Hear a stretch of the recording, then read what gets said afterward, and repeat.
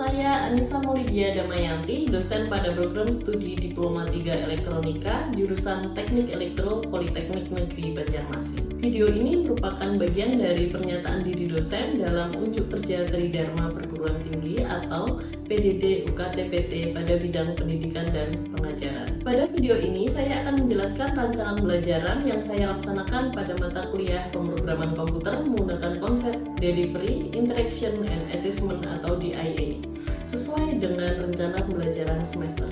Materi yang saya pilih adalah struktur percabangan dalam bahasa pemrograman C++ pada pertemuan keempat. Mata kuliah pemrograman komputer merupakan mata kuliah dasar pada semester pertama program studi Diploma 3 Elektronika dengan bobot 3 SKS yang dilaksanakan selama 5 jam pembelajaran di lab. Mata kuliah ini dirancang untuk memberikan dasar kemampuan berpikir komputasional pada mahasiswa melalui pembelajaran algoritma dan pemrograman menggunakan bahasa C++. Kompetensi tersebut menjadi bekal bagi mahasiswa sebelum pelajari mata kuliah lanjutan seperti mata kuliah mikrokontroler, instrumentasi, sistem kendali, dan IoT atau Internet of Things. Dalam pelaksanaannya, mata kuliah ini menerapkan model pembelajaran PBL atau Problem Based Learning yang dipadukan dengan metode ceramah, interaktif, demonstrasi, diskusi, dan praktikum. Model pembelajaran ini dipilih untuk mendorong mahasiswa memahami konsep sekaligus mengembangkan kemampuan berpikir kritis dan pemecahan masalah melalui penyelesaian studi kasus pemrograman. Rancangan pembelajaran ini disusun mengacu pada RPS untuk mendukung ketercapaian pembelajaran mata kuliah yang selaras dengan capaian pembelajaran lulusan program studi. Materi pada mata kuliah pemrograman komputer ini disusun secara bertahap. Pada awal semester, mahasiswa diperkenalkan mengenai algoritma, flowchart, tipe data, variabel, serta operator. Setelah fondasi tersebut terbentuk, mahasiswa mulai mempelajari struktur percabangan dan struktur perulangan. Setelah mahasiswa memahami konsep dasar tersebut, pembelajaran dilanjutkan dengan materi fungsi, array, pointer, structure, union, hingga operasi file sebagai bekal untuk membangun program yang lebih kompleks. Dengan urutan tersebut, mahasiswa memperoleh pengalaman belajar yang sistematis dimulai dari logika dasar hingga mampu menyusun program yang lebih kompleks. Rancangan pembelajaran ini mengacu pada rencana pembelajaran semester pada materi struktur percabangan. Pembelajaran ini mendukung tercapaian beberapa capaian pembelajaran mata kuliah, yaitu meliputi CPMK 3, 5, 7, dan 8, di mana CPMK 3 mahasiswa mampu merancang algoritma dan mengimplementasikan program C++ untuk menyelesaikan permasalahan sederhana. Selanjutnya, CPMK 5, mahasiswa mampu mengembangkan program C++ sesuai dengan spesifikasi permasalahan menggunakan struktur pemrograman dasar. Lalu, CPMK 7, mahasiswa mampu menguji dan mendemonstrasikan program C++ sesuai kebutuhan yang sudah diberikan. Dan yang terakhir adalah CPMK 8. Mahasiswa mampu menggunakan IDE pemrograman untuk mengembangkan, menjalankan, dan melakukan debugging program C++. Secara khusus, pada pertemuan keempat ini mahasiswa diharapkan mencapai sub CPMK 4, yaitu mahasiswa mampu menjelaskan, menganalisis, dan mengimplementasikan struktur percabangan dalam bahasa C++ menggunakan if else, if if, dan switch case untuk menyelesaikan permasalahan sederhana. Setelah mengikuti pembelajaran ini, mahasiswa diharapkan mampu menganalisis kondisi yang memerlukan proses pengambilan keputusan, memilih struktur percabangan yang sesuai, serta mengimplementasikan logika tersebut ke dalam program menggunakan bahasa C++. Selanjutnya yaitu proses pembelajaran pada mata kuliah ini didukung oleh beberapa sumber belajar utama dan referensi pendukung. Sumber belajar utama yang saya gunakan meliputi buku ajar atau modul pemrograman C++ yang saya susun sebagai dosen pengampu. Yang kedua adalah buku Starting Out with C++ karya Tony Gadis, buku Introduction to Programming with C++ karya Daniel Liang, buku pemrograman C++ untuk pemula karya Rismon Hasiholan Sianipar, serta buku pemrograman C dan C++ karya Adam Mukharil Bahtiar.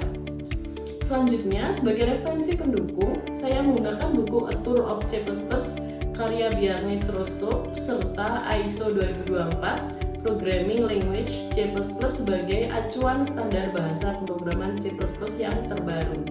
Melalui pemanfaatan sumber belajar tersebut, materi yang disampaikan akan tetap relevan, mutakhir, dan sesuai dengan capaian pembelajaran mata kuliah. Selanjutnya, sesuai pendekatan delivery, interaction, dan assessment atau DIA, bagian pertama adalah delivery, yaitu bagaimana saya merancang dan menyampaikan materi pembelajaran kepada mahasiswa secara sistematis.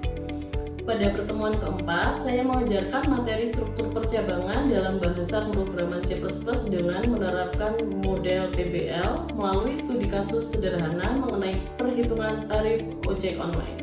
Pembelajaran diawali dengan menjelaskan konsep decision making sebagai dasar pengambilan keputusan dalam program, kemudian dilakukan dengan pengenalan struktur if else dan if else if beserta perbedaan fungsi dan penggunaannya.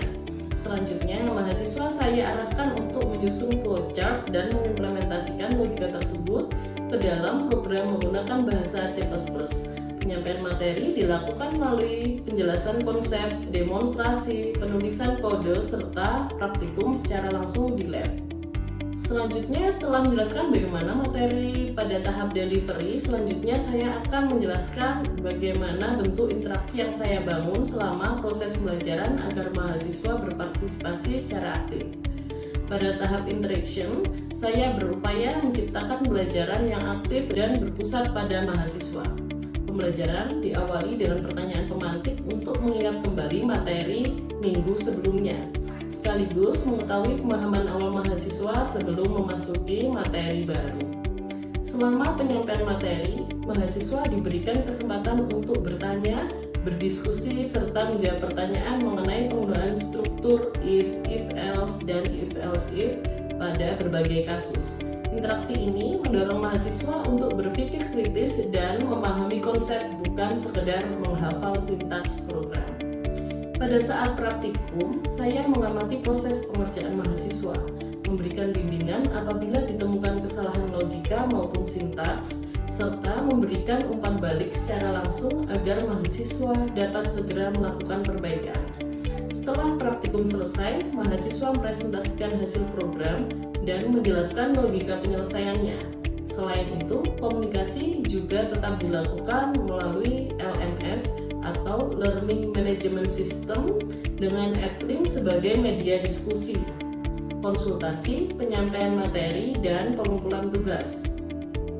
Dan yang terakhir adalah tahap assessment, yaitu proses penilaian yang digunakan untuk mengukur capaian pembelajaran mahasiswa secara objektif dan berkelanjutan. Penilaian pada mata kuliah pemrograman komputer dilaksanakan secara berkelanjutan untuk mengukur aspek pengetahuan, keterampilan, dan sikap mahasiswa sesuai dengan rencana pembelajaran semester. Teknik penilaian yang saya gunakan meliputi observasi, unjuk kerja, dan tes tertulis dengan menggunakan rubrik penilaian yang telah disusun sebelumnya, agar proses penilaian berlangsung secara objektif dan konsisten. Selama kegiatan praktikum, saya menilai kemampuan mahasiswa dengan menganalisis permasalahan, menyusun algoritma, mengimplementasikan program menggunakan bahasa C++, melakukan debugging, serta menyelesaikan laporan praktikum sebagai dokumentasi hasil pembelajaran. Sebagai evaluasi hasil belajar, mahasiswa mengikuti UTS dan UAS sesuai materi yang telah dipelajari. Indikator penilaian meliputi pemahaman konsep pemrograman, kemampuan menyusun algoritma, mengimplementasikan logika program, menghasilkan program yang sesuai dengan kebutuhan, mendokumentasikan hasil praktikum, serta menunjukkan sikap disiplin, tanggung jawab, dan etika akademik selama proses pembelajaran. Melalui sistem penilaian tersebut, saya dapat mengevaluasi capaian pembelajaran sekaligus memberikan umpan balik kepada mahasiswa untuk meningkatkan kemampuan pemrograman dan pemecahan masalah. Demikian penjelasan mengenai rancangan pembelajaran pada materi struktur percabangan menggunakan pendekatan Delivery, Interaction, dan Assessment atau DIA. Selanjutnya, saya akan menampilkan cuplikan pelaksanaan proses pembelajaran sebagai bentuk implementasi dari rancangan pembelajaran yang telah dipaparkan.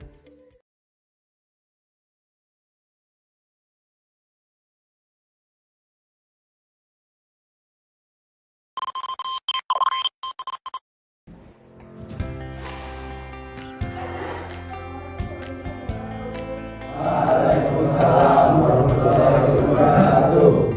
Gimana kabarnya hari ini? Alhamdulillah baik. Oke, sebelum kita mulai mata kuliah hari ini, marilah kita berdoa menurut agama dan keyakinannya masing-masing. Doa, silakan. Doa selesai. Jadi sebelum kita mulai pertemuan minggu keberapa ini? Minggu ke-4 ya, sebelum praktikum ke-4. Oke, sebelum kita masuk mata kuliah hari ini, mari kita absen dulu ya. Silakan dibuka Apply-nya. Kira-kira ada yang nggak masuk hari ini? Masuk. Semua ya. Silakan di scan barcode-nya di layar. Oke, itu bisa di skip sih, Pak. Oh. Udah kan? Oke, selanjutnya kita masuk ke praktikum 4. Praktikum 4 ini adalah percabangan. Sebelumnya di minggu ketiga kemarin kita belajar apa kira-kira? Oke, ada 3 operator kan? Apa aja operatornya? Operator Aritmatika, operator logika, sama operator different. Oke, betul. Kalau di operator aritmatika kemarin kan ada namanya modulus, ya kan? Masih ingat? Misalkan ada modulus 10, modulus 3, kira-kira ada berapa hasilnya? Siapa yang bisa? Silakan angkat tangan. Masih ingat nggak minggu kemarin? Siapa yang bisa 10 modulus 3? Berapa kira-kira hasilnya? 1. Kira-kira benar nggak 1? Nah, Apa sih modulus itu? Kenapa dapatnya 1 nilainya? Karena 10 dibagi 3, sisanya itu 1. Iya, jadi sisa hasil dari pembagian 10 dibagi 3, ya kan? 10 bagi 3 berapa? 9, sisa 1. Nah, itu yang dinamakan modulus. Selanjutnya kita masuk ke praktikum 4 percabangan. Nah, jadi di praktikum 4 ini nanti tujuan umum dari praktikum ini adalah yang pertama, mahasiswa dapat memahami bentuk umum struktur percabangan. Yang kedua adalah penggunaan struktur percabangan pada sebuah program. Nah, yang praktikum-praktikum sebelumnya kita kan masih hanya ada 1 percabangan. Nah, di mata kuliah, di praktikum 4 ini kita ada percabangan. Jadi kemarin kita udah belajar flowchart juga kan. Kalau yang sebelumnya kita belajar hanya ada 1 decision atau 1 cabang. Nah, oke, selanjutnya kita masuk ke praktikum 4 percabangan. Kira-kira minggu kemarin masih ingat nggak apa yang kita pelajari? Operator ada berapa operator? Oke, ada 3 operator. Operator yang pertama namanya logika, aritmatika, sama yang terakhir bitwise. Ya, saya akan kasih contoh 1 operator aritmatika. Misalkan 10 modulus 3 hasilnya berapa? 1 ya. Dari mana angka 1 tersebut? Karena 10 dibagi 3 itu sisanya 1. Oke, bagus sekali. Masih ingat ya berarti yang minggu kemarin. Jadi saya lanjutkan ke praktikum 4. Ini namanya praktikum percabangan. Jadi di sini nanti ada bentuk umum struktur percabangan, dan yang kedua nanti kita akan praktikum atau penggunaan struktur percabangan pada sebuah program.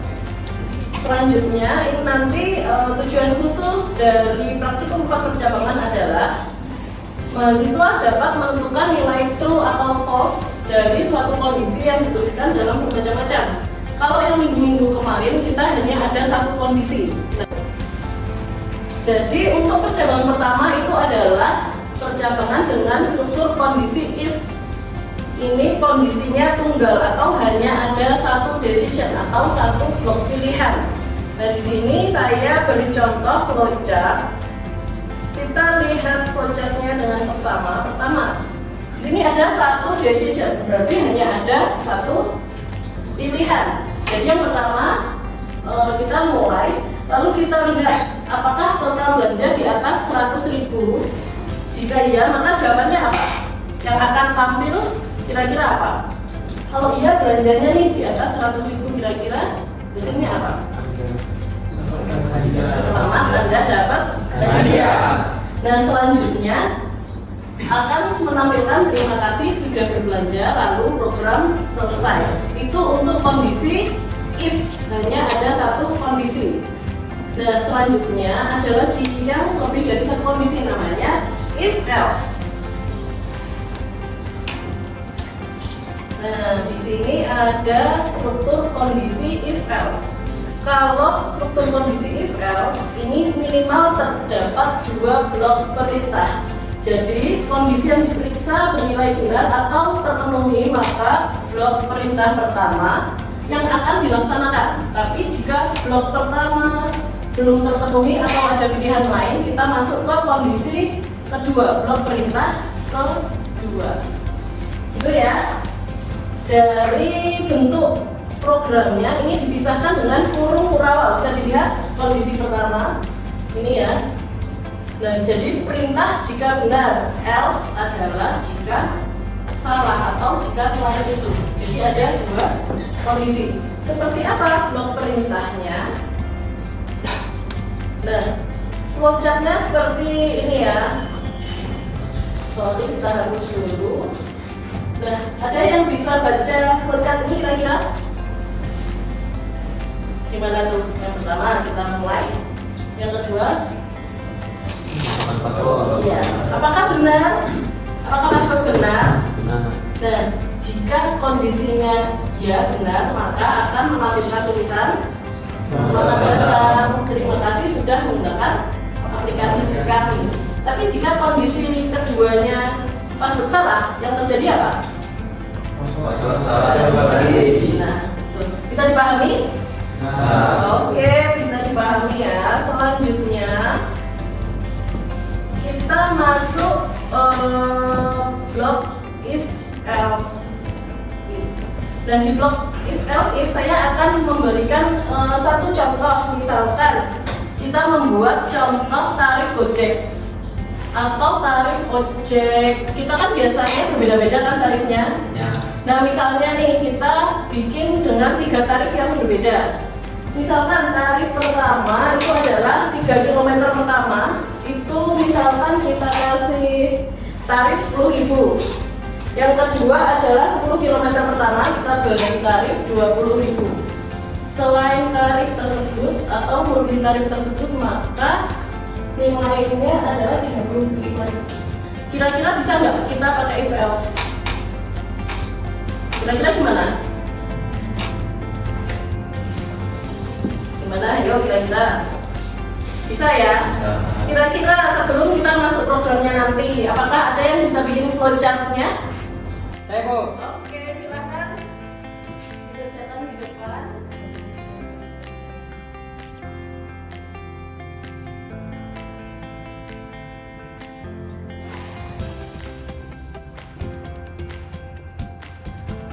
Oke, selanjutnya mulai. Terus gimana tuh tempuh jarak? Kita isi jika jaraknya 3. Kalau jaraknya 3, berarti gimana nih? Apa yang terjadi kalau jaraknya 3?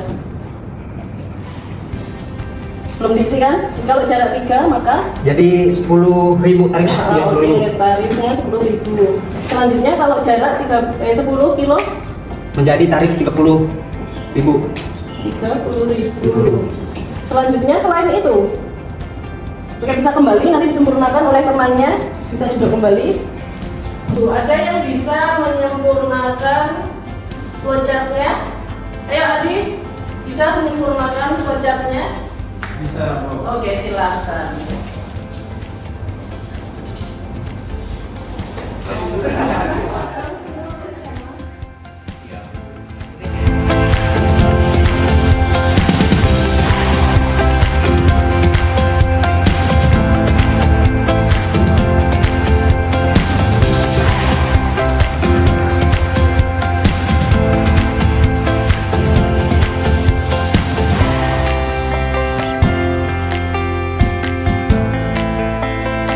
Ini adalah program untuk if else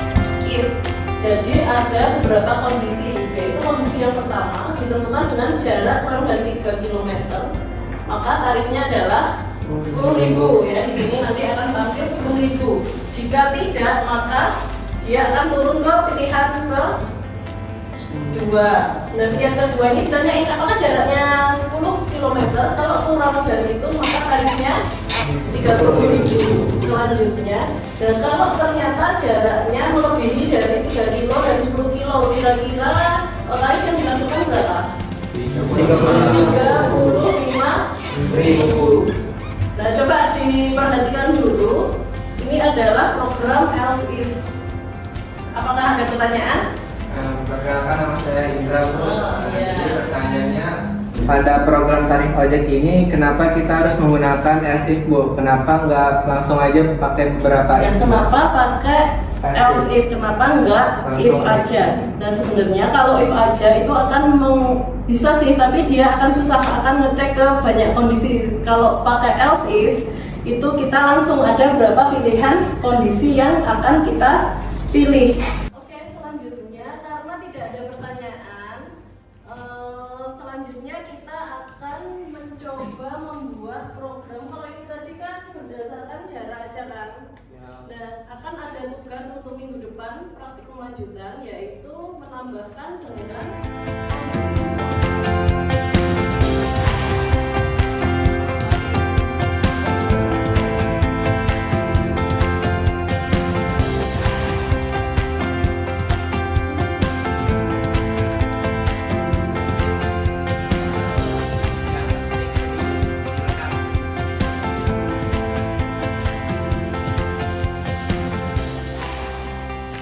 berdasarkan kondisi ya. Jadi nanti akan ada tarif tambahan. Misalkan kondisi A, maka keadaan hujan, maka ada penambahan biaya. Dan selanjutnya untuk kondisi kedua adalah cerah. Kalau cerah, dia biayanya adalah sama dengan yang sudah kita kerjakan. Nah, itu nanti perlu ditambahkan dengan logika N di dalam program nanti. Itu untuk tugas minggu depan, untuk praktikum lanjutan. Ada pertanyaan lagi? Oke, kalau tidak ada pertanyaan, coba kita ingat-ingat lagi kita udah belajar apa aja. Yang pertama adalah apa? If ini ada berapa kondisi? Satu kondisi. Lalu yang kedua ada if else, dan yang ketiga adalah if else if. Dan untuk minggu depan dengan tambahan logika ya. Jadi ada decision making dengan penambahan logika. Oke, karena tidak ada pertanyaan, kita cukupkan praktikum hari ini. Terima kasih. Sebelum kita mengakhiri perkuliahan hari ini, marilah kita berdoa menurut agama dan kepercayaan masing-masing. Berdoa dimulai. Oke, berdoa selesai. Terima kasih untuk hari ini. Assalamualaikum warahmatullahi wabarakatuh.